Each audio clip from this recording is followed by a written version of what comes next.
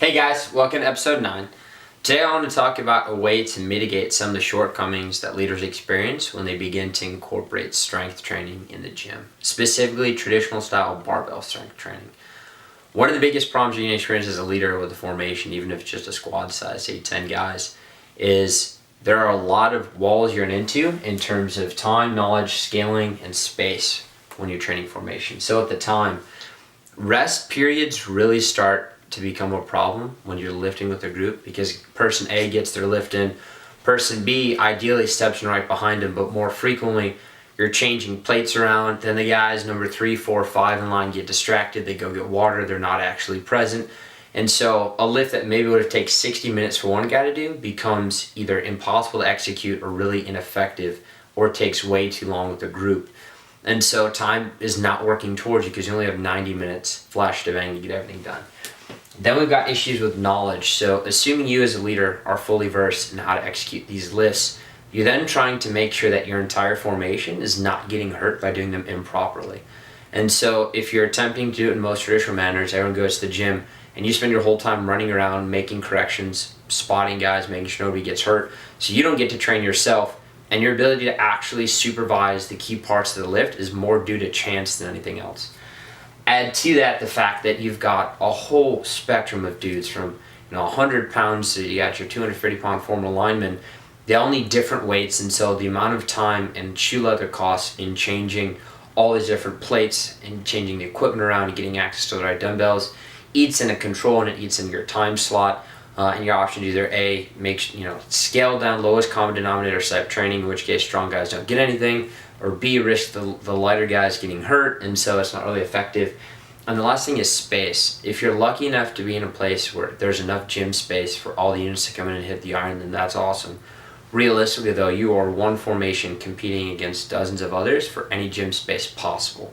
And so what ends up happening is a trade-off between either A, changing your own gym times, which is generally ineffective because the day will hit you, B, you cut it all together and guys will develop strength, or seeing the off chance that you find a way to split down your lifts to be effective. Now we're competing with endurance, because say you chunk it into a bodybuilder type split, we're doing less lifts more frequently.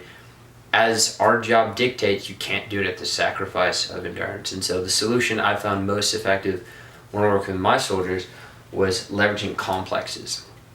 So those were Istvan Jurovic's brainchild. He was Romanian, working with a lot of Olympians back in the 50s and 60s. And the easiest definition is you're working with one load. So you take the barbell or the kettlebell and you just set it up once. You're not changing plates in between. With one piece of equipment. So unlike circuit training, I'm not going from this barbell to that kettlebell to that pull-up bar. I am maintaining one piece of equipment the whole time in one place. So I'm not hitting some thrusters and then going 400-meter runs. I am staying centrally located. And the brilliance of that as a leader is I now can distribute those bars amongst my formation and have very few high impact points where these guys are working out instead of broad distributed chaos. And so what this looks like, so an actual sample complex. CrossFit community is big into the bear, and I think it works really well and it's very easy to teach. So you would do 5 rounds of this, and you can change the weights and the send up or down contingent on your level of conditioning. Of 1 power clean, and then you do 1 front squat into 1 push press, 1 back squat, 1 push press, and then you restart and you do that twice. You can do that a total of 7 times. And then as a leader, one of the great parts of complexes, athlete A finishes, he goes to the back of the line. And what I generally try to do is all group guys together by body weights. That way it can get competitive while you're running it. So athlete A gets up there, he hits the first set, so warm up set, he hits it, he gets back, he recovers while his buddies are going through. That's give him about 2 to 3 minutes of recovery time, and then he hits it again. Another option, if you want to change the lift structure, would be going from deadlifts to RDLs to cleans, push press, and thrusters. And again, you can either play around with a bear type format where you do 1 and you cycle through, or you can have 4 reps of deadlift, 4 reps of RDL, you move through. When you don't that last number 4 on thrusters, then you can take a break. Honestly, as long as you keep to the concept of 1 load, 1 piece of equipment in 1 place, you can use kettlebells, you can use sandbags, you are limited only by your own imagination. And some things to consider for scaling. So 1, when it comes to each individual, everyone's got a limiting factor lift. So in this example, most guys will be able to deadlift far more than they can push press. So make sure that when you are identifying the weights they're using, it's off of their limiting factor. Same thing over here. you can generally back squat far more than you can push press. So you're scaling to that and doing it safely. Additionally, if you want to, instead of having the same set and rep breakdown, so instead of doing 4 at the same weight all the way across, the first round can be 4 reps at a given weight. Second round can be 3 reps for each of these drills, but you're increasing the weight used and going down to 1 reps at the end. So you can keep this structure and play on with intensity by decreasing volume and increasing weight used. Additionally, you can scale the reps to the lift. So again, in this example, say we're using 95 pounds. That may work for this guy for 5 reps, and that's the limit of what he can do safely. But despite the cognitive tendency to have 4, 4, 4, and 4, and that is an option, it keeps it very simple for command and control, you can always double stuff, yeah?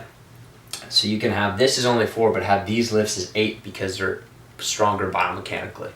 And so all I'd caution you as far as maintaining command and control, I bring a little whiteboard with me to the gym, and I'll write this stuff out for my guys, and then it's centrally located, so if anybody has questions, at a glance they can look at it instead of having to ask you in the middle of a set, or getting confused, or harassing their buddies, or getting frustrated because they don't know what's going on. So these are 2 samples. There are tons more out there. In terms of frequency and intensity, because if these are done properly, these are very demanding, you don't want to do them a whole lot because you have to recover from them. So generally once to twice a week for me, it's usually on the back side of the week, and I'll do it with upper body or lower body volume days as a conditioner. In terms of where they're located in your workout, they're really great because you can move them either as a warm-up, so you can start with just a bar, right, and then progress up to say 135 pounds. So heavy enough to get your sweat going, not so heavy to risk injury, and then you can transition to other work. Or if you're doing something like the bear, that could be the meat of your workout. So you go to warm up and any medicine ball drills, finish activation, and then you hit this, the guys are toasted. Or you're going through a standard push-up improvement type workout, doing any kind of muscular endurance, and then at the end, as a finisher, you throw these things in to go at a nice high, hard intensity, and then you close it out. So it's a really flexible tool that can be implemented a host of different ways. For C2, easiest way I've found as a leader is you get 3 to 5 bars, contingent upon how many guys you have. Group them by similar body weight, and then I now only have to watch 3 soldiers working out at a time. So I can make on-the-spot corrections to direct form, and then they recover at the end of the line, and their buddy comes up, and so they can maintain intensity because you're getting the rest in the line. I can maintain control because they're all right there and centralized.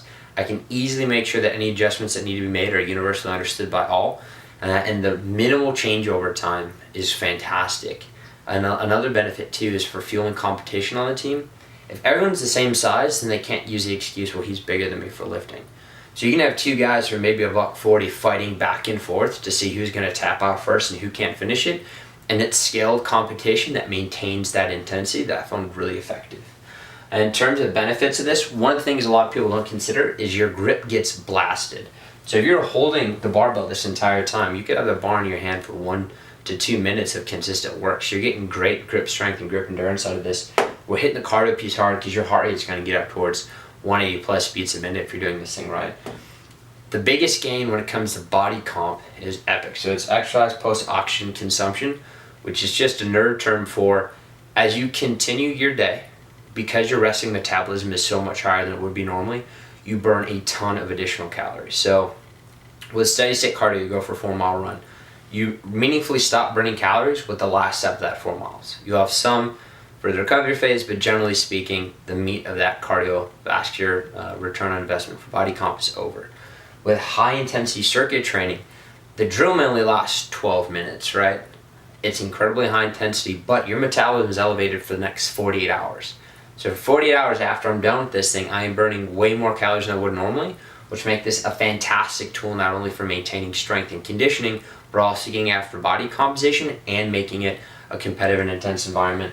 And the last thing is this is a great way to meaningfully and in a metric-based approach get after strength endurance. So instead of doing calisthenic drills into forever, you can track where everybody's at, how many sets and reps they can hit, and how they can go up these progressions. So you can make sure that everyone's developing the competency they're going to need to execute the missions you give them. So this is an awesome, awesome tool for the kit bag to mitigate a whole lot of problems with these benefits, and I hope this is helpful. Thanks.